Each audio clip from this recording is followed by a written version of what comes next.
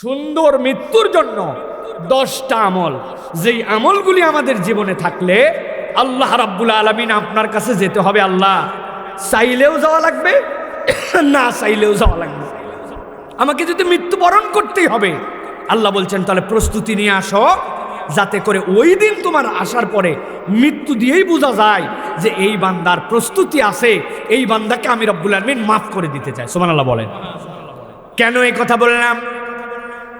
নবীজি সাল্লাল্লাহু আলাইহি সাল্লাম বলছেন, দুনিয়ার মানুষ ভালো করে জেনে রাখো, তুমি যখন মৃত্যুবরণ করবে, মৃত্যুর পরে কবরটা তোমার হালতের নাম। কবরটা কিসের নাম? কেন বললাম এই কথা? এরকম খবর শুনছেন কিনা? হুজুর, একটা বিমান আসমানে উঠছিল, বিমানটা উঠছিল মালয়েশিয়া থেকে, রওনা হয়েছিল চায়নায়। আসমানে যাওয়ার পরে 267 জন যাত্রী নিয়ে 5 বছর হলো, এখন পর্যন্ত বিমান খুঁজে পাওয়া যায় নাই। কোথায় হারায় গেল কেউ জানে না। এরকম অনেক সাগরের মধ্যে জাহাজ যায়, খবরও নাই, নৌকা ডুবি হয়ে হারায় গেছে। তার তো মাটির নিচে কবর দেওয়া হয় নাই, তাহলে মাটিতে পুঁতে দেওয়া ওইটাই কেবল কবর নাম নয়, ওইটাই ইসলামের তরিকাই সুন্নত। কিন্তু মৃত্যুর সাথে সাথে ওই বান্দার হালতটা কবরের শুরু হয়ে যায়, ঠিক কিনা? এই জন্য মৃত্যুর পরে যে হালত শুরু হয়, আল্লাহ নবী সাল্লাল্লাহু আলাইহি সাল্লাম বলছেন, এরপরে ওই বান্দার কবর থেকে তার জন্য 2 ধরনের ব্যবস্থাপনা হয়ে যেতে পারে। হুফরাতুম মিন হুফারিন নার, ওইটা তার জন্য জাহান্নামের অগ্নিকাণ্ড হয়ে যেতে পারে, অথবা রাউদাতুম মিন রিয়াদিল জান্নাহ, অথবা এটা জান্নাতের একটা টুকরা হয়ে যেতে পারে। কাদের জন্য সেইটা হবে? কিয়ামত তো অনেক পরে, কবে কিয়ামত জানি না। আল্লাহ রাব্বুল আলামিন সিংহায় ফুৎকার দিয়ে উঠাবেন, তবে বান্দার কিয়ামত তো এই কবর, যেদিন মৃত্যু সেদিন থেকে শুরু হয়ে যায়। এই জন্য বান্দা কিয়ামতের চিন্তা অনেক দূরে, ওই কবরের চিন্তাটা, হালতের চিন্তাটা আগে করা লাগবে, যাতে করে আল্লাহ এমন একটা মৃত্যু নিয়ে যেতে পারি আমার যেন কবরের জিন্দেগি থেকে জান্নাতের দরজা খুলে যায়, আমার কবরের জিন্দেগি থেকে যেন আমার পোশাকটা জান্নাতের পোশাক আল্লাহ আমাকে পরায় দেয়, ঠিক কিনা? আমরা কি চাই যে আমাদের কবরটা যেন আল্লাহ রাব্বুল আলামিন জান্নাতের টুকরা বানান? কারা কারা চাই? হাত দুটা টান করে তোলেন। কারা কারা চাই? লিল্লাহে তাকবীর। হয় নাই? লিল্লাহে তাকবীর। হাত নামান। তাহলে উত্তম মৃত্যু যেটা আমরা চাই, এই মৃত্যুর জন্য তাহলে আমাদের আজকে আমরা আমল শিখবো কয়টা? 10টা। কয়টা? 2 হাত এরকম করেন একসাথে, আমি বলবো কয়টা, হাত 2টা তুলে একসাথে দেখাবেন 10টা। কয়টা? আরেকবার হাত নামান। উত্তম মৃত্যুর আমল কয়টা? সব হাত উঠছে না উঠে না? কিছু ফাঁকি মারছেন? হাত নামান আরেকবার, একসাথে হাত তোলেন। কয়টা? মাশাআল্লাহ, জানি এটা মনে থাকে। এই জন্য ওয়াজ তো বহুত হলো চাচা, ঠিক না? গতবারের ওয়াজই তো মনে নেই কারো কারো। আছে প্রধান বক্তাকে জি না মানে আপনারও মনে নেই? ছিলেন না ওয়াজে? তো মনে নেই কেন? লা ইলাহা ইল্লাল্লাহ। বাচ্চা কাচ্চার দোষ কোথায়? মুরব্বীরা মনে রাখেন, আমাদের আমরা পোলাপান মানুষ আমরা, ঠিক কিনা? কিন্তু এই বছর আর সে সুযোগ, এইবার ইনশাআল্লাহ আমরা টু দ্য পয়েন্ট মনে রাখবো এবং আমল করার জন্য চেষ্টা করব। যারা যারা মারা যাবেন তারা কেবল আমল করবেন, আর যারা মারা যাবেন না আপনাদের ওয়াজ শেষ, আপনার চলে যান। কারা কারা মারা যাবেন না হাত তোলেন। কেউ নাই, এক চাচা আছে খালি একটা, আমাদের ভুল করে উঠাইছে চাচা। চলেন তাহলে আমরা আল্লাহ রাব্বুল আলামিনের রাসূল সাল্লাল্লাহু আলাইহি সাল্লাম এবং আমার কুরআনুল কারীমের আলোকে আমরা কিছু আমল আজকে শেখার জন্য চেষ্টা করি সুন্দর মৃত্যুর জন্য। 1 নম্বরে যেটা আমল, সেটা হচ্ছে যে কোনো ইবাদতের জন্য ধারাবাহিকতা ধরে রাখা। ইবাদতে ধারাবাহিকতা ধরে রাখা। আজকে করলাম, কালকে বাদ দিলাম, তারপরের দিন করলাম, তারপরের দিন ছেড়ে দিলাম, এরকম নয়। ইবাদতের মধ্যে ধারাবাহিকতা ধরে রাখা, এটা হচ্ছে বান্দার উত্তম মৃত্যুর একটা আমল। সুবহানাল্লাহ বলেন। নবীজি সাল্লাল্লাহু আলাইহি সাল্লাম বলছেন, আহাব্বুল আমাল ইলাল্লাহি আদওয়ামুহা ওয়া ইন কাল্লা। আল্লাহ নবী বলছেন, ও দুনিয়ার মানুষ, তোমার আমলটা যদি কম হয়, অল্প হয়, একদম দেখা যায় আমল তেমন কিছু নয়, কিন্তু তুমি যদি ওইটা ধারাবাহিকভাবে করো, এই ধারাবাহিকতা তোমার জন্য আল্লাহ এত পছন্দ করেন, এইটা তোমার জন্য উত্তম মৃত্যুর একটা আল্লাহ ব্যবস্থা করে দিতে পারেন। বেশি দান করে না, কিন্তু নিয়ম করছে প্রত্যেক দিন কিছু না কিছু দান করেই করে, অথবা নিয়ত করছে সকালে যে প্রথম আমার কাছে চাই, দিনের শেষে যে আমার কাছে চাই, আমি এটা কখনো বন্ধ করি না। একই মসজিদে সালাত আদায় করে, ওইটার সে পাঞ্জেগানা মুসল্লি, কিন্তু তারপরেও তার নিয়ত আছে প্রত্যেক দিন 1 টাকা হোক, 5 টাকা হোক, 10 টাকা হোক, আল্লাহর ঘরে সে প্রত্যেক দিন দান করে। দুনিয়া একদিক হয়ে যাবে, কিন্তু তার এইটা বন্ধ নাই। আল্লাহ নবী বলছেন তোমার আমল যদি কম হয়, কিন্তু সেটার যদি ধারাবাহিকতা থাকে, আল্লাহ তোমাকে উত্তম একটা মৃত্যুর নিশ্চয়তা দিতে পারেন। কিন্তু এর ব্যতিক্রম আপনি একটু হিসাব মিলায় দেখেন, জুম্মার দিনে মুসল্লি কিন্তু ওয়াক্তের নামাজ পড়ে না, এরকম মুসল্লি আমাদের এলাকায় নাই।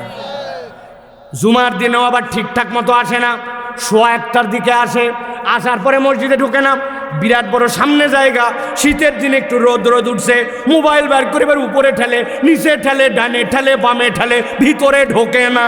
এরপরে যখন খুতবা শেষ, তারপরে যখন কদ কামাতিস সালাহ শিশুর কেটে দৌড় দিছে, ভিতরে এক জুতা আর এক জুতা বাইরে। এরকম মুসল্লি আছে না? না। তাহলে আপনি কি ধারাবাহিক নামাজ পড়তেছেন চিন্তা করেন। উনি জুম্মা থেকে জুম্মা বাদ দেয় না, এত ধারাবাহিক মুসল্লি। একজন বলছে শীতের দিনে আমি কখনো গোসল করা, কোনোবারে গোসল করা বাদ দেয় না।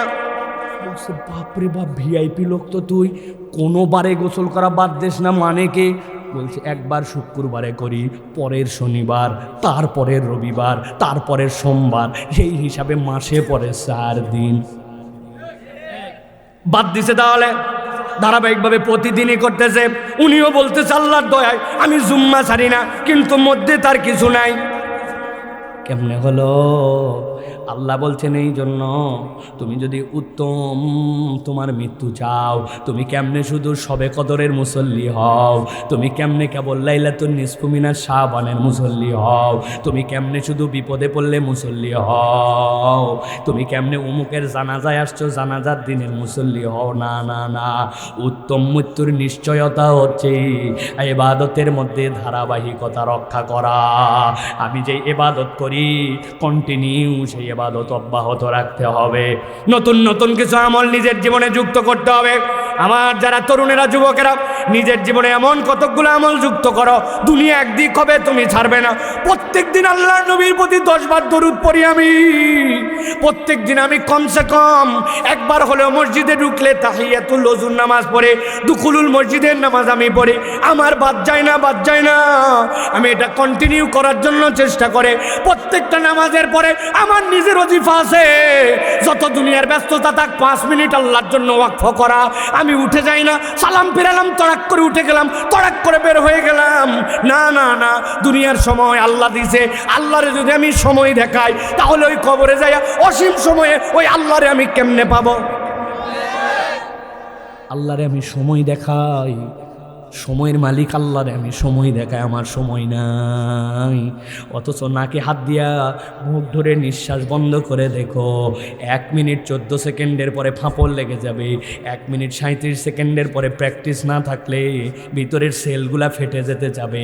2 মিনিট 57 সেকেন্ড পার হয়ে গেলে তোমার খবর খারাপ। সেই আল্লাহর দেওয়ার সময়, ওই আল্লাহরে সময় দিয়া 5 মিনিট আল্লাহর জন্য ওজিফা করে না। তরুণরা তো করে না, মুরব্বীরা পর্যন্ত এইগুলা আমলের আশেপাশে নাই। চায়ের দোকানে সময় পার করে দেয়, আড্ডায় পার করে দেয়, মোবাইলে ইউটিউব দেখে, বাড়ির মধ্যে খবর, ওই টিভির রিমোট চাপতে চাপতে টিভির রিমোটকে পোষা বানায় ফেলছে। তারপরেও তার একটু নতুন করে হুঁশ হয় নাই। প্রত্যেক দিন 1 পাতা কোরআন শরীফ পড়ে না, প্রত্যেক দিন একটুখানি ওজিফা করে না। ও ভাইরা, কবরের জীবনে যদি যেতে হয়, তাহলে আমাদেরকে উত্তম মৃত্যুর জন্য ইবাদতে ধারাবাহিকতা আনা লাগবে। রাজে একটা আমল বলে দিয়ে যায়। আল্লাহ নবী সাল্লাল্লাহু আলাইহি সাল্লাম দোয়া করেছেন, আল্লাহুম্মা বারিক লানা ফি রজব ওয়া শাবান ওয়া বাল্লিগনা রমাদান। আল্লাহ তুমি আমাদের রজবে বরকত দাও, শাবানে বরকত দাও, আমাদেরকে রব্বুল আমিন তুমি রমজানে পৌঁছায় দাও।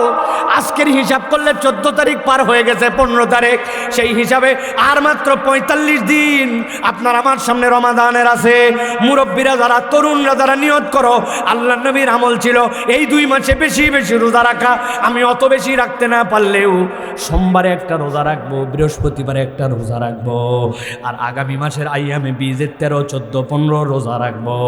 এই সোম থেকে রোজা শুরু হবে, বৃহস্পতি থেকে রোজা শুরু হবে।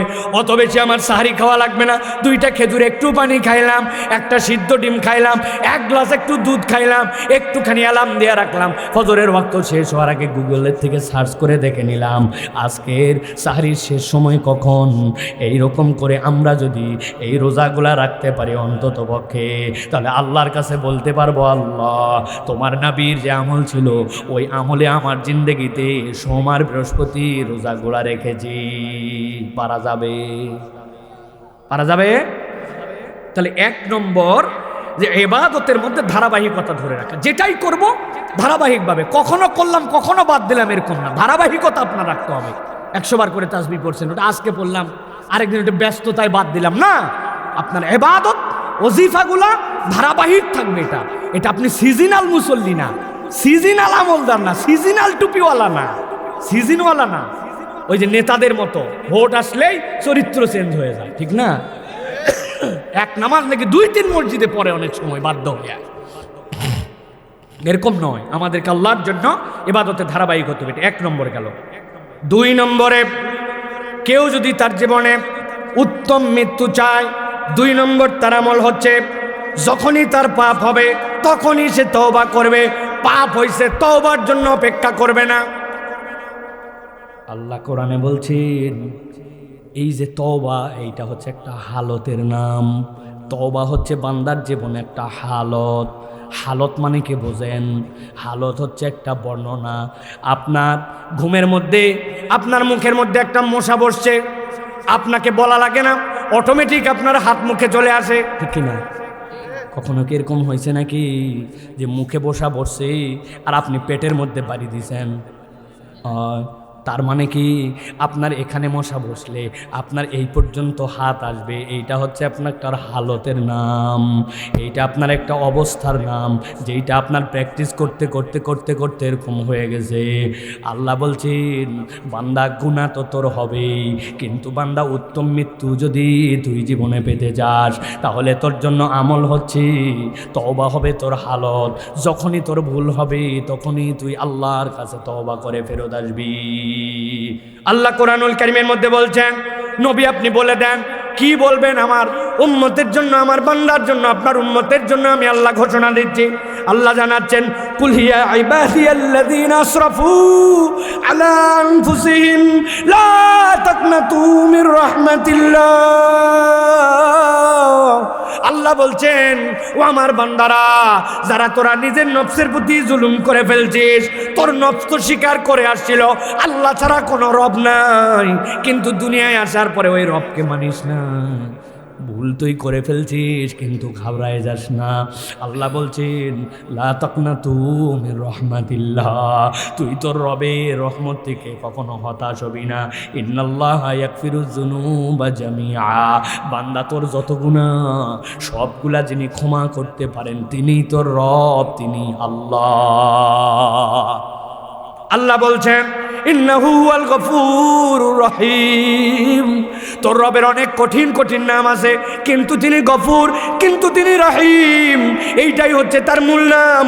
এই জন্য আল্লাহ বলছেন বান্দা আমি তো ক্ষমা করার জন্য রেডি, কিন্তু তুই তো ক্ষমা নিতে রেডি না, ঠিক না? আল্লাহ বলতেছেন নবী আপনার উম্মতকে আপনি জানায় রাখেন সূরা জুমারের মধ্যে হালতটা কেমন হবে তওবার একটু ফিলিংসটা বোঝার চেষ্টা করেন।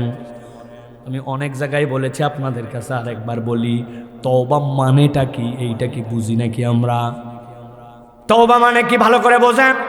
আল্লাহ কোরআনে নিজেই বলতেছেন তুবু ইলাল্লাহি তাওবাতান নাসুহা, ও বান্দারা আল্লাহর কাছে তওবা করো। নাসুহা তওবা, কেমন তওবা? নাসুহা তওবা, নাসুহা তওবা মানে কি? আমাদের মুফাসসিররা ব্যাখ্যা করছেন এই নাসুহা শব্দটা দুইটা ধাতু থেকে, হয় নাসাহাতুন অথবা নাসহাতুন, নুন সাদ হাতা নাসহাতুন। যদি এটা নাসাহাতুন থেকে আসে তখন এর মানে হয় কি জানো নাকি? এর মানে হয় দুইটা, বোঝানোর জন্য বলছি। আপনার স্ত্রীর একটা চুড়ি আছে, যেই চুড়িটা মধ্যে দিয়ে গালা দিয়া এর উপর দিয়ে সুন্দর করে মোটা বানাইছিল, এখন এই চুড়িটা ভাঙবেন, ভেঙে আবার নতুন করে ভিন্ন ডিজাইনের আপনি আরেকটা গহনা গড়াবেন। এখন আপনি স্বর্ণকারের কাছে যদি নিয়ে যান, ওর ভিতরে যে গালা আছে, ওর ভিতরে যে খাদ আছে, সব সহসে ওজন করবে না। প্রথমে সে অ্যাসিডের মধ্যে দিবে, দেওয়ার পরে সবগুলাকে গলায় ফেলবে, গলায় ফেলার পরে খাঁটি সোনাগুলো এক জায়গায় করবে। সোনাটা যখন গলে যায়, কেউ যদি যেয়ে থাকেন, ওই অ্যাসিডের জন্য তাকানো যায় না, চোখ জ্বলে পুড়ে ঝালপালা। আল্লাহ বলছেন নাসাহা মানে জানো নাকি বান্দা? বান্দা তুমি নিজেকে বিশুদ্ধ করেছ, জায়গা তোমার ছিল আল্লাহর কাছে, জায়গা তোমার বাপের ছিল জান্নাত, মিরাজ নামার সূত্রে তুমি উত্তরাধিকারের জান্নাতে আসার কথা, এই জন্য আল্লাহ আদম আলাইহিস সালামকে জান্নাতে রাখছিলেন। কিন্তু তুই তো সব এলোমেলো করে ফেলছিস, স্থানচ্যুত হয়ে বিচ্যুত হয়ে ভিন্ন জায়গায় চলে গেছিস, জান্নাতের ট্র্যাক থেকে নেমে তোর গাড়ি নামায় ফেলছিস। নাসাহাতুন মানে ফেরে আসা, যেই জায়গায় ছিলি তুই জান্নাতের রাস্তায় আবার তুই ফেরত আয়। আল্লাহ বলছেন তুবু ইলাল্লাহি তাওবাতান নাসুহা, মানে বান্দা তুই আল্লাহর কাছে ফেরত আয়। আর যদি এটা নাসাহাতুন থেকে আসে তার মানে কি হবে? কুমিল্লার লোকের বোঝা সহজ। আপনার এলাকায় কারো যদি নাতি হয়, কারো যদি পোতা হয়, পুতি হয়, তাহলে দাদা দাদি নানা নানি তাদের কিছু প্রস্তুতি আছে না নাই? বিশেষ করে নানিদের একটা প্রস্তুতি আছে। আপনাদের এলাকায় আছে কিনা? আমাদের এলাকায় আছে। ওই মেয়ের জন্য, ওই নাতির জন্য নানিরা কাঁথা সেলাই করে। কাঁথা বানায়নি? কি দিয়ে কাঁথা বানায়? ওই মহিলার পুরাতন শাড়ি, আপনার পুরাতন লুঙ্গি, বাড়ির পুরাতন চাদর, কথা বলেন, চাদর নিচে নিয়ে ফরফর করে টান দিছে, পায়ের দিকের মোটা যেইগুলা সেইগুলা ফালাই দেওয়া লাগবে। লুঙ্গির যে সেলাই, ওই সেলাই কাঁথার মধ্যে গেলে সেলাই করা যাবে না, টান দিয়ে হাত দিয়ে পরপর করে এগুলা ফালাই দেয়, ঠিক কিনা? বুঝানোর জন্য বলছি। তার মানে এটা কত দুর্বল, হাত দিয়ে টেনে টেনে চিরে ফেলা যায়। কিন্তু কাঁথা বানায় কেমনি? প্রথমে সুন্দর দেখে ফুলওয়ালা যে শাড়িটা দিছে, এরপরে মধ্যে দিছে পুরাতন পচা চাদর, তার উপরে দিছে আপনার আরেক দিকে লুঙ্গি, এরপরে দেওয়ার পরে বড় বড় ফোঁড় দিয়ে দিয়ে প্রথমে সেলাই করে আটকায় নিছে। এইটা আটকানো হওয়ার পরে সোনামুখে সুই দিয়া এরপরে চিকন ফোঁড় তুলে তুলে তুলে তুলে সুন্দর করে ওইটা ভরাট করে কাঁথা সেলাই করে।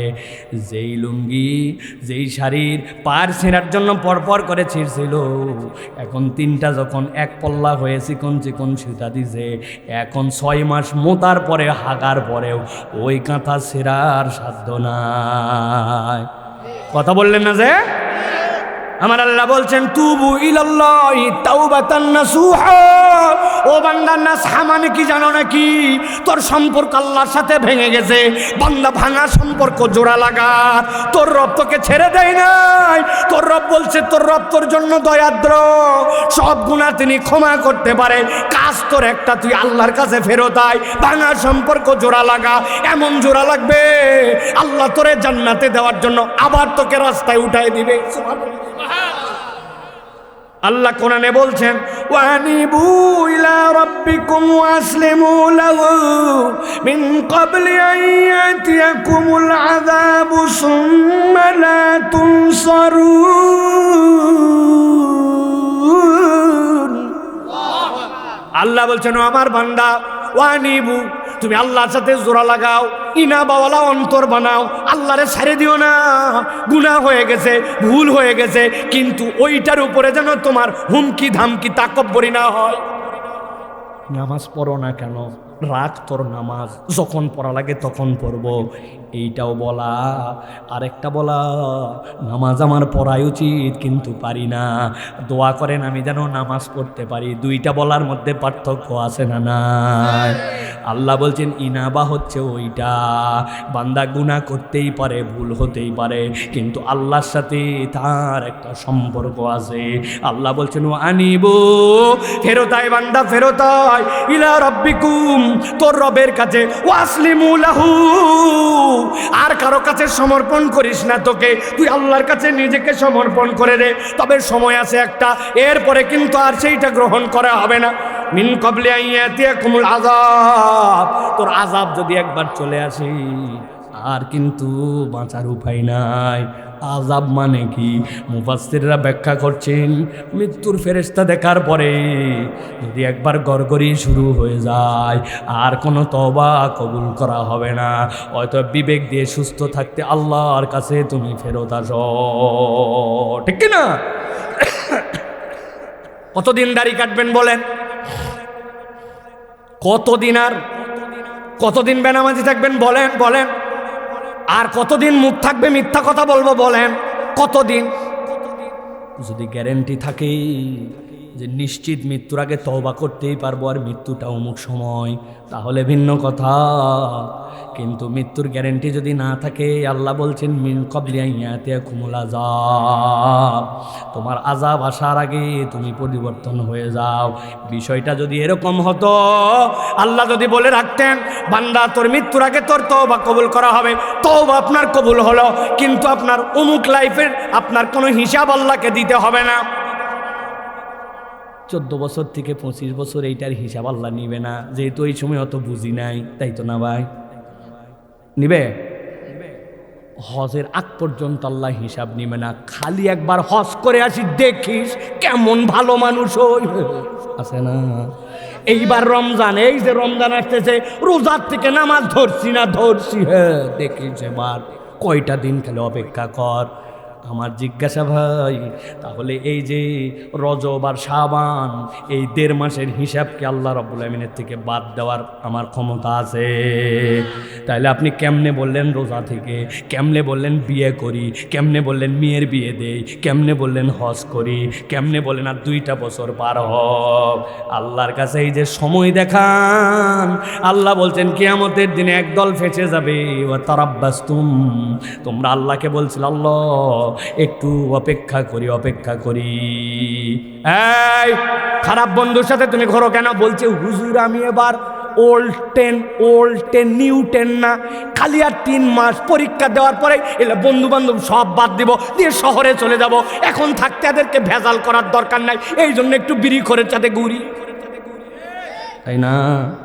এই জন্য একটু বেনামাজির সাথে ঘুরি, গ্রামে থাকলে একটু ঘোরা লাগে, একটু হুজুর একটু আমার বাপ ভিসা পাঠালো বলে চলেই যাব দেশের দিকে, হুদা মিশে এখন এদেরকে বাদ দিয়ে লাভ কি? একবার খালি সৌদি আরব যাই, সব বাদ দিয়ে দিব।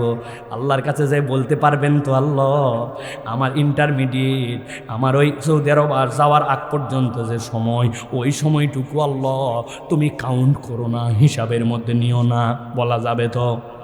যারা যারা বলতে পারবেন তারা তারা হাত তোলেন।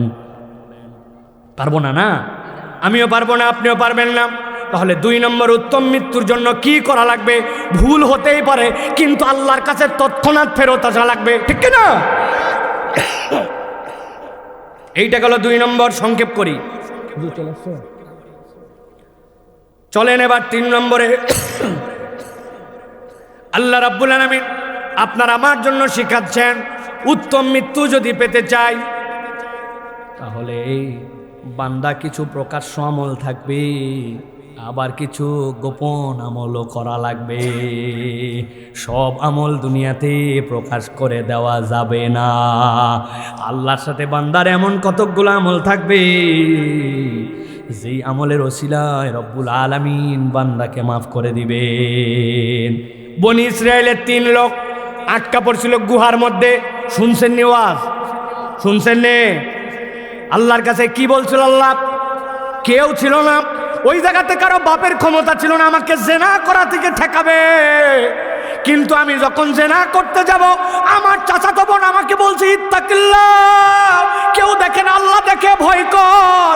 আল্লাহ আমার দিলের মধ্যে এমন ধাক্কা মারছে, আমি সরে গেছিলাম একমাত্র তোমার জন্য আল্লাহ, কেউর জন্য নয়। আল্লাহ আমল কেউ জানে না, যদি তুমি পছন্দ করো একটু গুহার থেকে আল্লাহ পাথর সরাই দাও, আল্লাহ পাথর সরাই দিছি। আরেকজন বলছে আল্লাহ সন্তানগুলা কাঁদে হাউমাউ করে ক্ষুধায়, স্ত্রী আমার শুকায় গেছে মুখ, আমার মা ঘরের মধ্যে মুমূর্ষ। আল্লাহ রে, কারো জন্য নয়, আমি আমার সন্তানরে খাওয়াই নাই, স্ত্রী খাওয়াই নাই, আমার আল্লাহ যেন খুশি হয়, এই জন্য আমার মায়ের মুখের মধ্যে খাবার তুলে দিয়েছিলাম আগে। আল্লাহ এইটা কেবল তোরে খুশি করার জন্য, আর কারো জন্য নয়। এইটা বান্দার গোপন আমল। আল্লাহ এরপরে আস্তে করে আল্লাহ রাব্বুল আলামিন সাথে সাথে ওই গুহার মুখের থেকে ওই পাথর সরায় দিছে। এই জন্য বান্দা যদি উত্তম মৃত্যু চায় তাহলে ওই বান্দার জীবনে সব সময় হিসাব করা লাগবে। ওই বান্দার প্রকাশ্য আমলও থাকবে, কিন্তু কিছু আমল বান্দার জন্য গোপন রাখা লাগবে, ঠিক কি না? যা করি সব দেখায় না, সব আমি এরকম করে আল্লাহর কাছে দেখাই দিব না, লোককে জানাবো না। কিছু আমল আমার থাকবে, যেই আমলগুলি আমার গোপন রাখতে হবে। আল্লাহ রাব্বুল আলামিন এই জন্য আমাদেরকে জানাইছেন, মান ইসতাতাআ মিনকুম আইয়াকুনা লাহু খাবুম মিন আমালিন সালিহ ফালইয়াফআল। তোমাদের মধ্যে যদি কারো সামর্থ্য থাকে যে কিছু আমল করবে যেটা কেউ জানবে না, সব কিছু বলা লাগবে না। একটা লোকের দেখছিলাম বিপদে পড়ছে, পকেটের থেকে দিতে পারতাম 5 টাকা 10 টাকা, কিন্তু নিয়ত করছে আল্লাহ, আমার একজনের কাছে এক্সপেকটেশন ছিল যে একজন আমারে দেখছে, দেখার পরে বলছে, ধরেন ছোট মানুষ, একটা ছোট বাচ্চা দিয়ে উদাহরণ, ভালো করে বোঝেন, এটা দিলে ধাক্কা দেওয়ার মতো বিষয়। ওই বাচ্চার এক্সপেকটেশন কি? একটা 5 টাকা দামের বিস্কুট, একটা সর্বোচ্চ আইসক্রিম, একটা সর্বোচ্চ টাকা যদি পাই কয় টাকা? 20 টাকা। এর বেশি ওই বাচ্চার প্রত্যাশা নাই। এখন কেউ যদি ওই বাচ্চাকে হঠাৎ করে 10,000 টাকা দেয়, ও যদি সত্যি 10,000 টাকা কাউন্ট বোঝে, 10 বছর 12 বছরের বাচ্চা যদি 10,000 টাকার কাউন্ট বুঝে, ও তো হতভম্ব হয়ে যাবে, চিন্তা করবে কোনো একটা ভুল হয়েছে বা কিছু হয়েছে, কানতে লাগবে, মা আমার 10,000 টাকা দিয়েছে, মা দেখ পাগলা করে ফেললো, ঠিক কিনা? ও তো অবাক হয়ে গেছে। আপনার জীবনে এরকম কতগুলা ঘটনা থাকতে হবে। কোনো একটা ফকির প্রত্যাশা করে আসে, 2 টাকাও দিতে পারে, 4 টাকাও দিতে পারে, জীবনে একবার 2বার ঘটায় ফেলছে এরকম, নগদ চকচকা 1000 টাকার 2টা নোট আস্তে করে হাতে দিয়ে দিছি। ও নেওয়ার পরে হাত কাঁপতে শুরু করবো, আর যা আল্লাহ রে, এই লোককে কেমনে দিল, আমার তো 2 টাকার প্রত্যাশা, 5 টাকা 10 টাকা আমার এসে দিয়ে দিছে, 2000 টাকা 1000 টাকা। আল্লাহর সাথে উত্তম মৃত্যু চাই, রব যেন আমার প্রতি খুশি হয়, দুনিয়ার কেউ জানে না। এরকম কতগুলা গোপন দান, গোপন আমল নিজের জীবনে লাগবে, কাউরে বলি না। আল্লাহ বলতেছেন এইটা তোমাকে কি দিবে জানো? এইটা আল্লাহর সাথে বান্দার একটা সম্পর্ক রাখবে। আল্লাহ বান্দা কই সম্পর্কের কারণে দুনিয়ার কেউ জানে না, জানে আল্লাহ। আল্লাহ বান্দাকে মাফ করে দিবে, সুবহানাল্লাহ বলেন। এই জন্য প্রিয় ভাইয়েরা, আমাদেরকে এমন কতগুলা নফল আমল, এমন কতগুলো ইবাদত বন্দেগী রাখতে হবে যে এইগুলো কেউ জানবে না। এমন একটা ওজিফা আমি করি, কেউ জানে না, কথার কথা বলতেছি, নামাজের পরে আমি 21 বার লা হাওলা ওয়ালা কুওয়াতা ইল্লা বিল্লাহ পড়ি। আমি 100 বার, কাউকে জানানোর দরকার নাই, সাল্লাল্লাহু আলাইহি ওয়াসাল্লাম, সাল্লাল্লাহু আলাইহি ওয়াসাল্লাম, আল্লাহুম্মা সাল্লি আলা মুহাম্মদ, আল্লাহুম্মা সাল্লি, প্রত্যেক দিন। কাউরে আবার গল্প করে বলার দরকার নেই, ভাই এতক্ষণ কি করলাম ভাই, আসলে কি করব ভাই, লোকজনের তো আর আমল বলতে কিছুই নাই, একটু দরুদ শরীফটার আমল আমি করতেছি, সব শেষ।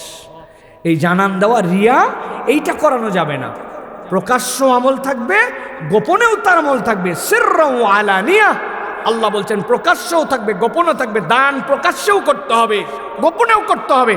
এক লোক সামর্থ্য আপনি চিনেন, ক্যাপাসিটিতে তার 5,000 টাকা দেওয়ার কথা না, সেই লোক খুশি হয়ে 5,000 দিছে।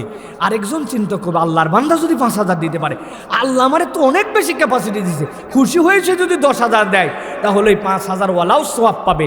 এইভাবে প্রকাশ্যে করা যায়, কিন্তু লোক দেখানি না করে কিছু আমল থাকবে গোপনে। এটা উত্তম মৃত্যুর জন্য 3 নম্বর আমল, মনে থাকবে তো ইনশাল্লাহ। 4 নম্বরে কেউ যদি আল্লাহ রাব্বুল আলামিনের কাছে উত্তম মৃত্যু পেতে চায় তাহলে তাকে আল্লাহর কাছে দোয়া করতে হবে, রব্বুল আলামিন আমাকে তুমি উত্তম একটা মৃত্যু নসিব করো। আল্লাহ বান্দার থেকে যতগুলা নিয়ামত দিয়েছেন, এই নিয়ামতের একটা অন্যতম নিয়ামত রব্বুল আমিন কোরআনে যে দোয়াগুলা দিয়েছেন, ওই দোয়ার দুইটা চ্যাপ্টার আছে। একটা হচ্ছে রব্বানা, আরেকটা হচ্ছে রব্বি। রব্বানা মানে কি? রব্বানা মানে আমাদের রব। ভালো করে বোঝেন, দিলটা একদম উজাড় করে দিয়ে বোঝার চেষ্টা করেন। আর রব্বি মানে হচ্ছে ও আমার আল্লাহ। এখন বলেন তো ভাই, আমাদের রবকে সবাইকে বলতে হবে জানি, কিন্তু তারপরেও আল্লাহকে খুশি করার জন্য আমাদের রবকে, আমার রবকে, আপনার রবকে। রব্বানা মানে আমাদের রব, রব্বি মানে আমার রব। আপনি বুঝেন নাই, আপনি অনুভব করেন নাই যে উত্তম মৃত্যু আর আল্লাহর কাছে আপনি কি বলতেছেন। আমি অনেক জায়গায় বোঝানোর জন্য বলি, আপনাদের কাছেও বলি। ধরেন কোনো একটা মন্ত্রী, সে একটা পিএস নেবে, পিএস পার্সোনাল সেক্রেটারি অ্যানাউন্সমেন্ট করছে পেপারের মধ্যে বিজ্ঞাপন, ওইটা দেখে তার বড় বোন, ওই মন্ত্রীর বড় বোন তারে ফোন দিছে, এই ভাই আপা বলো। এই সময় ফোন দিলে বলে তোর ভাগিনা জানালো তুই নাকি পিএস নিবি। বলে হ্যাঁ হ্যাঁ, কে বললো তোমারে? বলে বললো মানে পেপারে নাকি বিজ্ঞাপন দিয়েছিস, তুই জানিস না? তোর ভাগিনা মাস্টার্স কমপ্লিট করছে, ব্রিলিয়ান্ট ছাত্র, অথচ তোর ভাগিনাকে বাদ দিয়ে কারে দূরের কারে পিএস নিবি, পিএস তোরে শেষ করবে, তোর ভাগিনারে নিলেই তো হয়। সাথে সাথে বলতেছে আপারে যদিও ভাগিনা, কিন্তু এইটার একটা সরকারি প্রোটোকল আছে, সিস্টেম আছে, আমি তো জানি আমার ভাগনা হলে তাকে নেওয়া যাবে। টেনশন করো না বোন, আবেদন করতে বলো, বাকিটা আমি দেখতেছি। বড় বোনকে আপন ভাগিনার ব্যাপারে যদি বলে দেখতেছি, বলেন তো এই চাকরি হওয়ার সম্ভাবনা আছে না নাই? চাকরির আবেদন করবে, এমন সময় ও মামার অফিসে একদিন গেছে, যাওয়ার পরে বলছে মামা আবেদন কি কি সিস্টেমে, যে কি কি দাপ্তরিক ভাষায় লেখা লাগে, এইটার ইংরেজি তো আমি অত বুঝি না, আপনি তো বোঝেন, একটু দয়া করে বলেন তো আপনি, আমি একটুখানি ড্রাফটটা লিখে নেই। মামা মন্ত্রী, মামা লিখতেছে টু দ্য মিনিস্টার, মামা বলতেছে আর ভাগনা লিখতেছে, বলতেছে কে? আরে মন্ত্রী, কি এর মামা? মন্ত্রী বলতেছে ভাগিনা লিখতেছে, ভাগিনা লিখতেছে টু দ্য মিনিস্টার, বলতেছে মন্ত্রী to the minister, lakh lakh subject application তোমার চাকরির জন্য পিএস। বলেন তো মামা ড্রাফট করে দিচ্ছে, এই চাকরি কি মিস হয়? খানিকক্ষণ পরে ভাগিনা বলছে কি লিখি না লিখি বানান ভুল হয়, ঠিক হয় মামা, আপনি দয়া করে একটুখানি নিজেই লিখে দেন।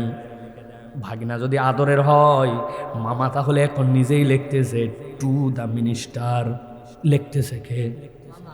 চাকরি দিবে কেটা? কার কাছে লিখতেছে? আরে মন্ত্রীকে নিজের কাছে লিখতেছে।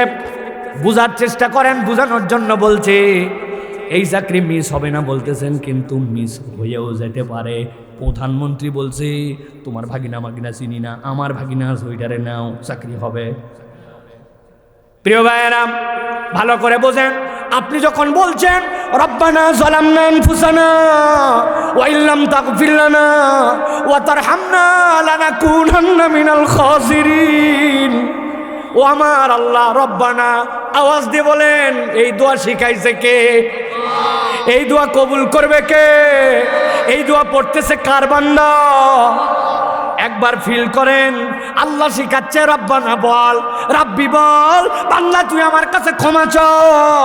আল্লাহ বলছেন বান্দা, সেই আল্লাহ তোর মৃত্যুর ব্যাপারে বলছেন কুল্লু নাফসিন যায়িকাতুল মাউত, সেই আল্লাহ বলছেন আমার কাছে আসার পরে তোর হিসাব দেওয়া লাগবে। সেই আল্লাহ বলছেন মাতাউদ দুনিয়া গুরুর, এই দুনিয়া খেলতামাশা, ওই আল্লাহ শিখাচ্ছেন মাফ করে দেওয়ার জন্য। আমার কাছে বল রব্বানা যালামনা আনফুসানা রব্বানা আতিনা ফিদ দুনিয়া রব্বিরহামহুমা কামা রাব্বায়ানি সগীরা। দুনিয়ার বন্দুকের গুলি মিস হয়ে যেতে পারে, বান্দা যদি বুঝে বুঝেই দোয়া করে, আল্লাহর কাছে দোয়া মিস হবে না, হবে না, হবে না। এই জন্য আল্লাহ বলছেন তোর মালিক আমি আল্লাহ, আল্লাহর কাছে তুই ফরিয়াদ কর, আল্লাহ তুমি আমার জন্য উত্তম মৃত্যু দাও। ইমানের মৃত্যু দাও, টাকা দাও, পয়সা দাও, চাকরি দাও, বিদেশে যাওয়ার সুযোগ দাও, শরীর ভালো করে দাও, পান খাওয়ার পয়সা দাও, বিড়ি খাওয়ার টাকা দাও। কত দোয়া আল্লাহর কাছে করলাম, কিন্তু আল্লাহ আমাকে তুমি উত্তম মৃত্যু দাও। এই দোয়া আজকের দিনে কারা কারা করছি হাত তুলি। আজকে দোয়া করছেন, এটা উত্তম মৃত্যু করছেন আজকে? আল্লাহু আকবার। আমিও মনে হয় আজকে সারাদিন করি নাই, হুজুরি করে নাই তো সাথের শ্রোতারা করতে করবে এটা আমরা। অতএব আজকের থেকে আমাদের আমল হবে আল্লাহর কাছে বাংলায় বলবো। অন্তত আল্লাহ তো বাংলা বোঝে না, তাই না? একটু কাঁচা আছে বাংলায়, না? নাউজুবিল্লাহ বলেন। ভাষার কোনো ধর্ম নাই, ধর্মীয় ভাষা আছে, মুখস্থ করেন। ভাষার কোনো ধর্ম নাই, ধর্মীয় ভাষা আছে, সব ভাষা বোঝেন যিনি, তিনি কে? আল্লাহ। অতএব বাংলায় আল্লাহর কাছে বলতে হবে, আল্লাহ রে, আমার মতো এরকম গুনাহগার কেমনে উত্তম মৃত্যুর কামনা করে, কিন্তু তুই মৃত্যুর মালিক, তুই আমার মৃত্যুর পয়গাম পাঠাবি। আল্লাহ তোর কাছেই ভিক্ষা চাইলাম, তুই আমাকে ইমানের সাথে মৃত্যু দান করিস, নেক মৃত্যু দান করিস, তওবার হালতে মৃত্যু দান করিও আল্লাহ। এই দোয়া যখন বান্দা করে, আল্লাহ বান্দার দোয়া ফেরত দেন না। দোয়ার তিনটা হালত, তৎক্ষণাৎ কবুল হয়, পরে কবুল হয়, অথবা পরকালে বদলা পাওয়া যায়। আমি তৎক্ষণাৎ মৃত্যু আমার হচ্ছে না, কিন্তু আল্লাহ তুমি আমাকে পরের হালতটা দিও। এখন দোয়া করে রাখছি, মৃত্যুর সময় দোয়াটা তুমি কবুল করে নিও। সুবহানাল্লাহ। বিরক্ত হচ্ছেন ভাই আপনারা? তাহলে উত্তম মৃত্যুর জন্য 4 নম্বর আমল, আল্লাহর কাছে উত্তম মৃত্যুর জন্য দোয়া করা লাগবে। মনে আছে তো? প্রথমটা কি বলেন? মাশাআল্লাহ, আমলে ধারাবাহিকতা। মনে আছে তো? 2 নম্বরটা কি বলেন? তওবা। জোরে বলেন। 3 নম্বরটা কি বলেন? হ্যাঁ, প্রকাশ্য এবং গোপন দান। 4 নম্বরটা হচ্ছে আল্লাহর কাছে উত্তম মৃত্যুর দোয়া। মনে থাকবেন ইনশাআল্লাহ। আল্লাহ রাব্বুল আমিন বলছেন এরপরে 5 নম্বরে,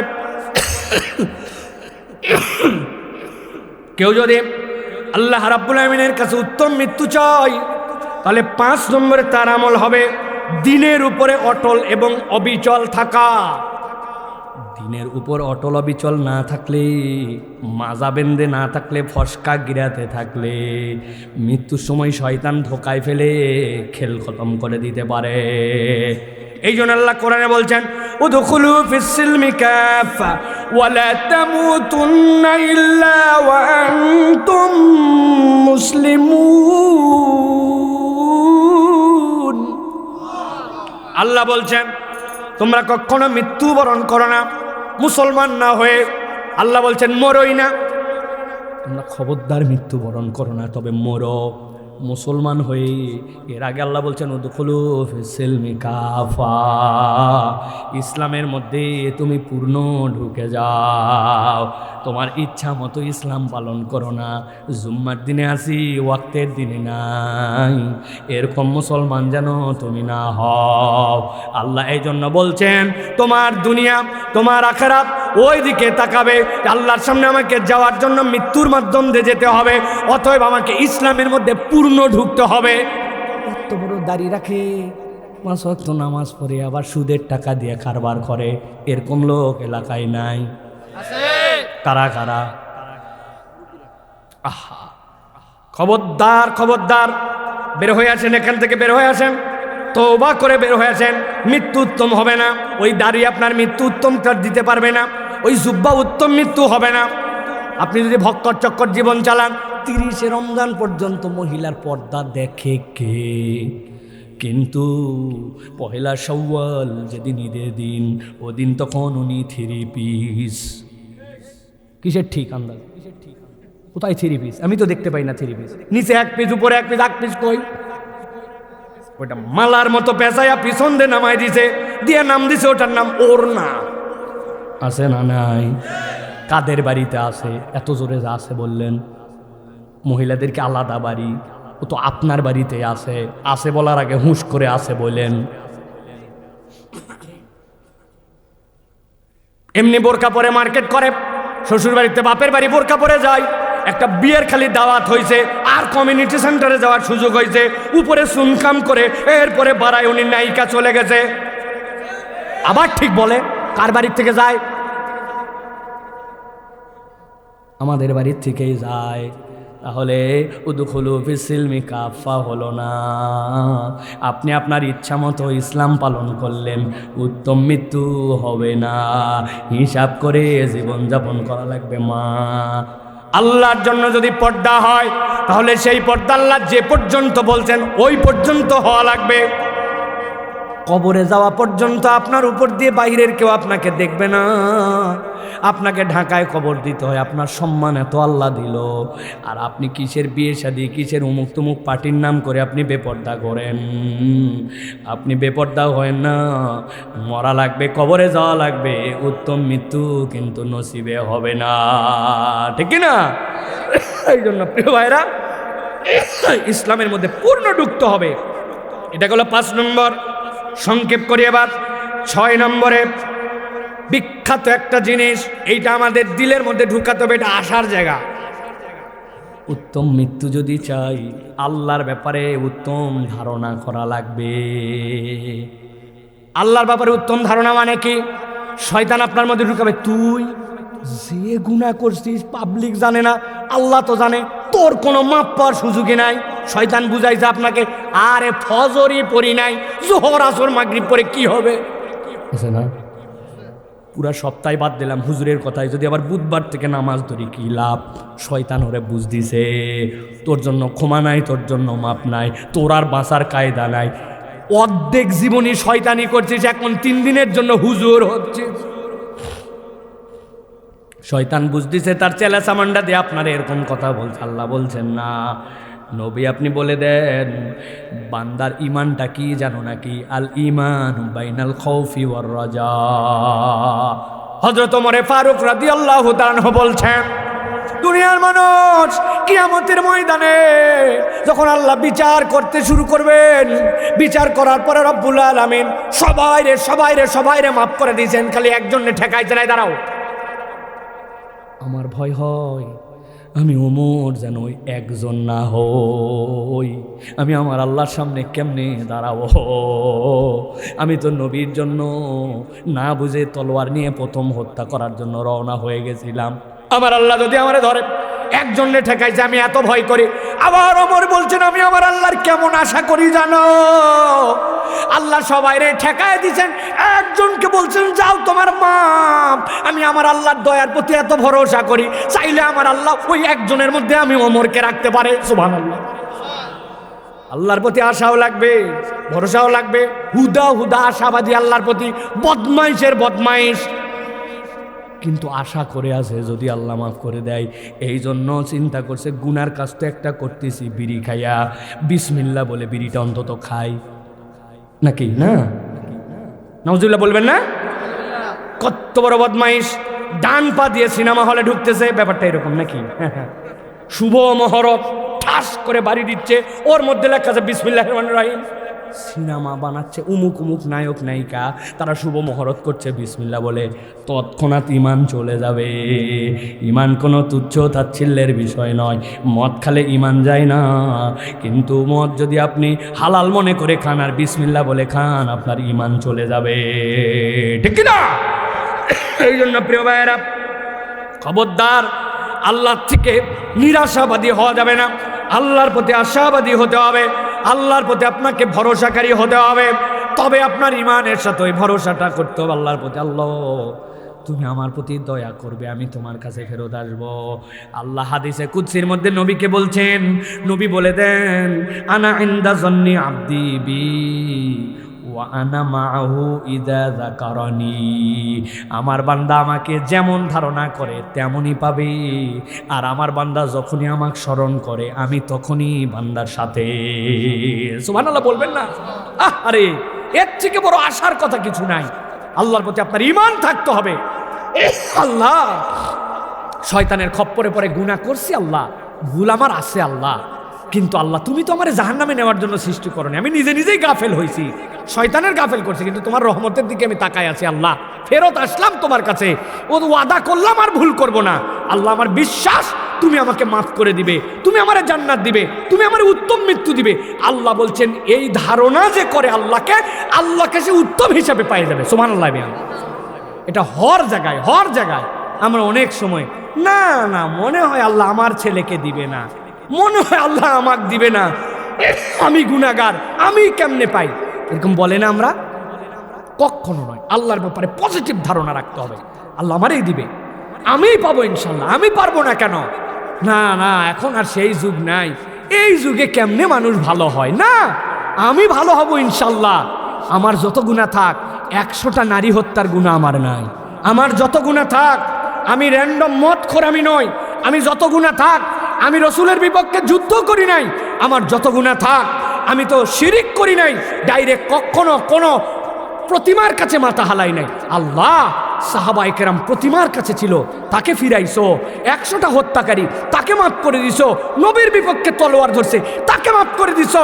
হযরত আব্বাস তার কলিজা খায় ফেলছে, ঈমান আনার পরে তাকে জান্নাতি বানাইছো। আমারে দিবে না কেন আল্লাহ? আমার ভুল আছে, স্বীকার করলাম, কিন্তু আল্লাহ আমারে দিবেই। এই বিশ্বাস করলে আল্লাহ বান্দাকে ওই হালতে পেয়ে যাবে। সুবহানাল্লাহ বলেন। হাদি ছেলেটার কথা মনে নাই আপনাদের? আহারে, কি ছেলে, কি ইমানের স্পিড তার!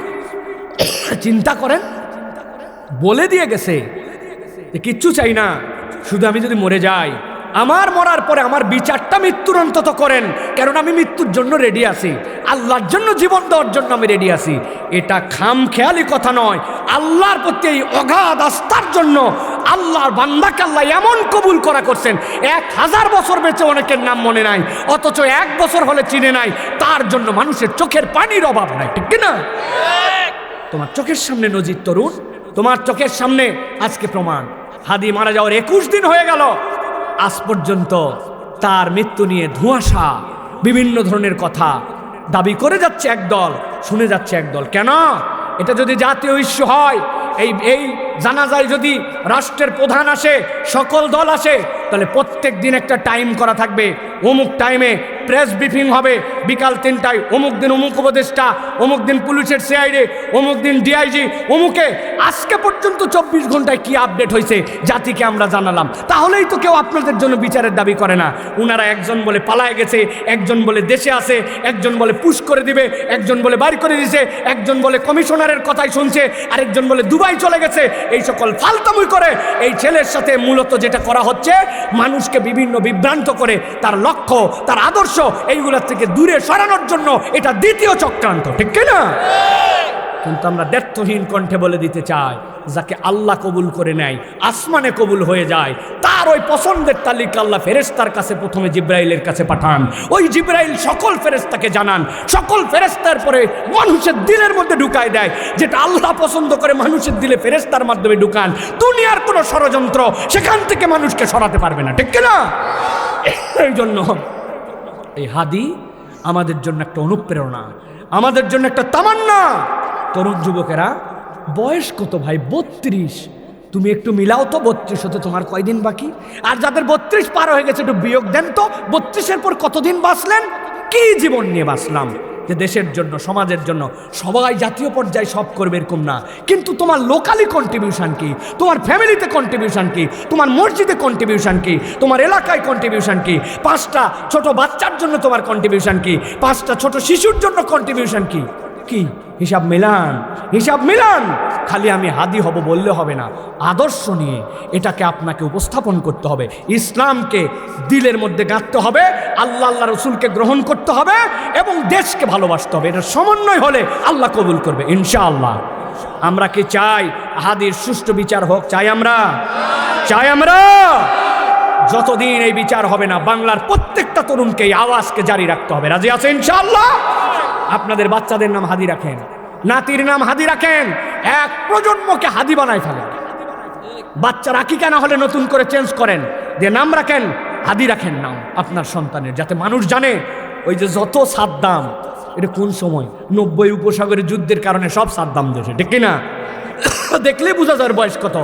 এক প্রজন্ম যেন মনে রাখতে পারে যে 2025 সালে আমার ভাই হাদি হারাইছিল, 2050 সালে ওই বাচ্চা থাকবে, 2075 সালে ওই বাচ্চা থাকবে। ওই বাচ্চা বলবে, জানাই যে যাবেন এই হাদি, এই তার বক্তব্য, এই ছেলে এই কারণে তার কবর এই জায়গায়, তোর নাম এই জন্য হাদি রাখা হয়েছে। আগামীতে ইসলামকে সামনে তুলে ধরার জন্য তোকে হাদির মতো তামান্না নিয়ে বিপ্লবী হতে হবে, ঠিক না? পারবেন ইনশাআল্লাহ? আল্লাহ যেন আমাদেরকে কবুল করে। প্রিয় ভাইয়েরা, তাহলে আমরা কয়টা পয়েন্টে গেছি? 6টায় গেছি না ভাই? আল্লাহর ব্যাপারে উত্তম ধারণা, আর 4টা আছে।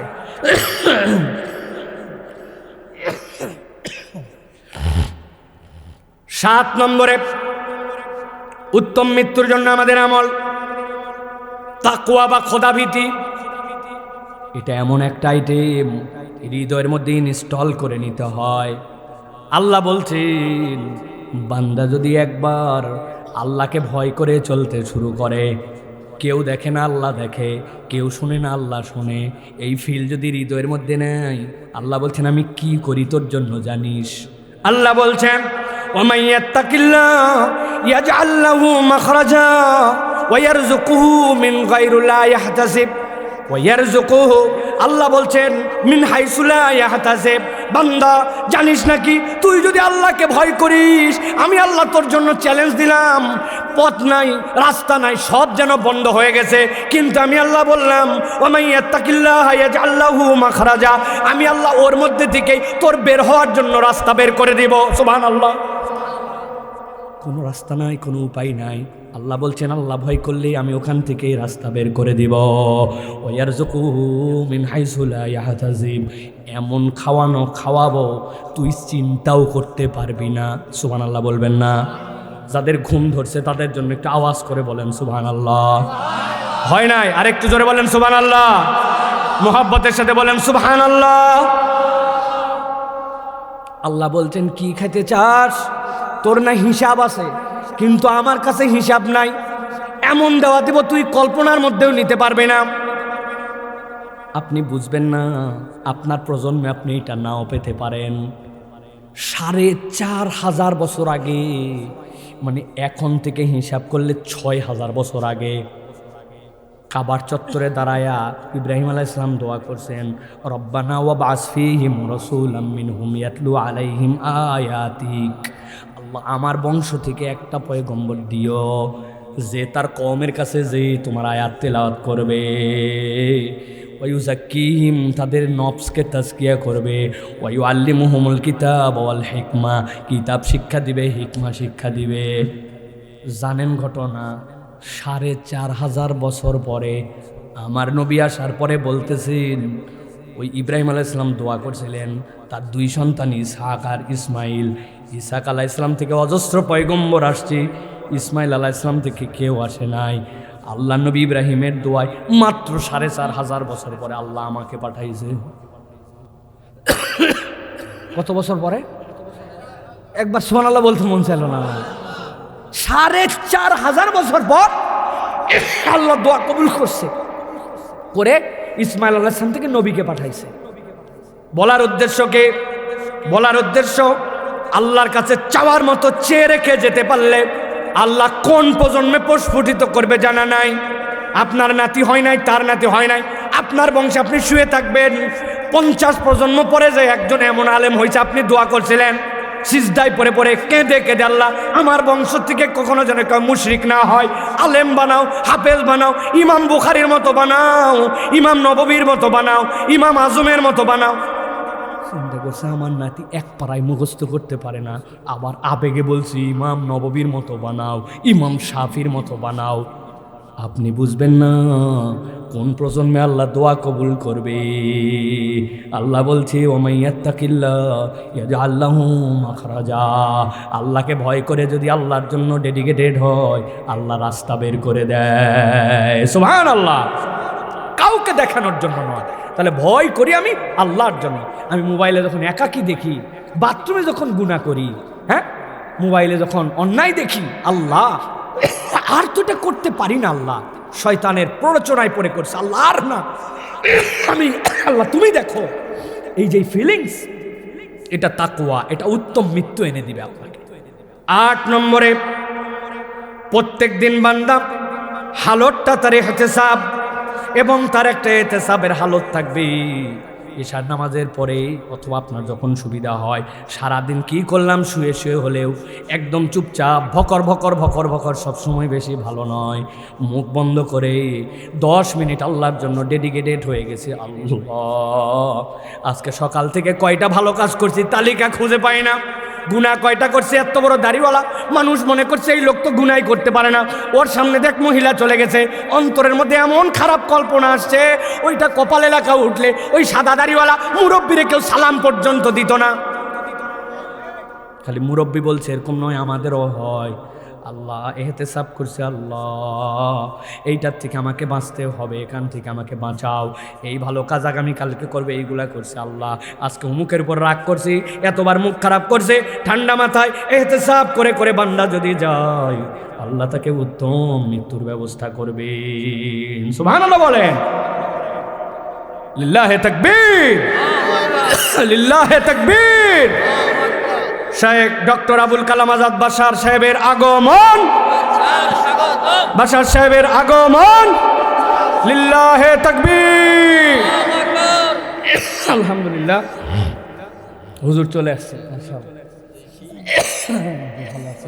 এই হুজুরকে আলহামদুলিল্লাহ আমি শেষ করে দিব ছোট্ট হুজুর 2 মিনিটে জি। আলহামদুলিল্লাহ তাহলে একটা বলছে ইহতিসাব, এরপরে 9 নম্বর যেটা বলবো সেটা হচ্ছে মৃত্যুর জন্য চিন্তা করা।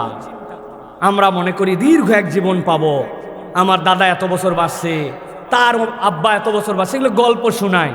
আরবদেরও টেন্ট ছিল, এইটা তাদের পিতাদের গল্প শোনানো। আল্লাহ এটাকে রহিত করে দিয়েছেন। এই মিনার ময়দান কায়েমই হয়েছিল, ওরা কেবলমাত্র বংশীয় গল্প করত, আমার দাদার বীরত্ব এটা, বাপের বীরত্ব এটা। আল্লাহ এটাকে রহিত করে দিয়েছেন, যে আল্লাহ বলছেন এই জায়গায় তুমি আল্লাহর তাকবীর করো। ঠিক একই রকমভাবে আমার কে কি করছে না করছে এই গল্প বাদ দিয়া আমাদের মৃত্যু চিন্তাটা লাগবে। আমার ওস্তাদ আব্দুল্লাহ জাহাঙ্গীর রহমুল্লাহ এই কথাটা বলতেন আর কানতেন যে বাবা রে, তোমাদেরকেও আমি ওসমান গনি রাদিয়াল্লাহু তাআলা হাদিস পড়ালাম, কত ওয়াজ করলাম, এবং আমি এটা র্যান্ডম তোমাদেরকে বলে যাচ্ছি, কিন্তু আমি আব্দুল্লাহ জাহাঙ্গীর তো ফিল করলাম না। ওসমান রাদিয়াল্লাহু তাআলা কবরের পাশে কানতেন, আশারে মুবাশশারা হওয়ার পরেও আমি এই কথা বলি, হাদিস পড়াই, কিন্তু আমার তো ফিল হয় না কবরের পাশে গেলে। এইটা তার মানে আমাদের অন্তর শক্ত হয়ে গেছে। আমরা এগুলো বলি, ওয়াজ করি, কিন্তু নিজের জীবনের বাস্তবায়ন নাই। এই জন্য আমাদের 9 নম্বর যেটা, সেটা হচ্ছে মৃত্যুর চিন্তা এবং দীর্ঘ জীবনের আশা। এটা আমাদেরকে রহিত করে দিতে। আল্লাহ নবী দোয়া করছেন আরজালিল উমর, আল্লাহ আমাকে এমন বয়স দিও না যেখানে পরের উপরে নির্ভরশীল হয়ে যেতে হয়। কেউ বাথরুম করালে বাথরুম, কেউ বাজার করে দিলে বাজার, কেউ ধরে বাইর করলে বাইর।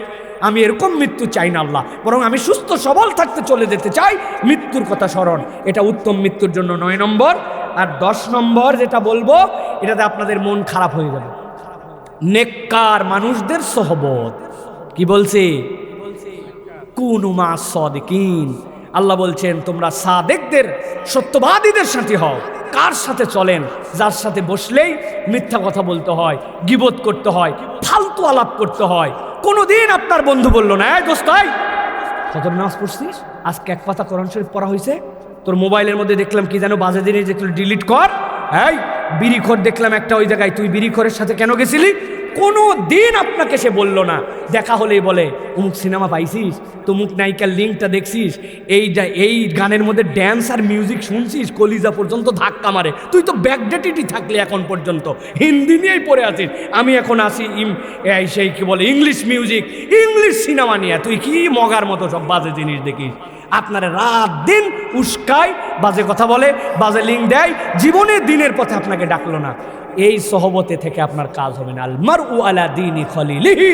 আপনি কার সাথে করেন? আপনি মুরব্বী আবার হাসতেছে, মুরব্বী চিন্তা করছে হো রে, এগুলো সব যুবকদের উপর বলতেছে, কিন্তু আপনি যেটার সাথে আসরের পর চা খাইতে বসেন, ওইটা আপনারা কি করে জানেন? আমি তো বহু জায়গায় বলছি হুজুর, গিবত কমিটির সেক্রেটারি ডানে, বামে সভাপতি, মধ্যে ক্যাশিয়ার।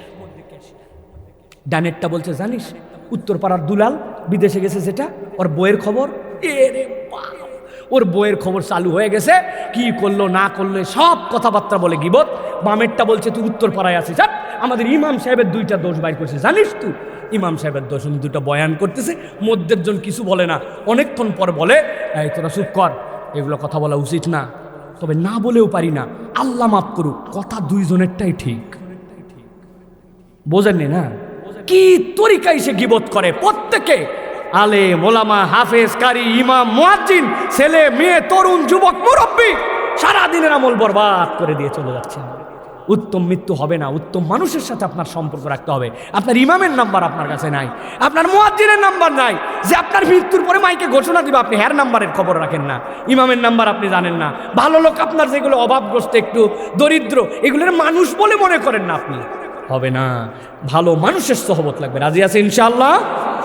আল্লাহ যেন আমাদেরকে কবুল করেন, আল্লাহুম্মা আমিন।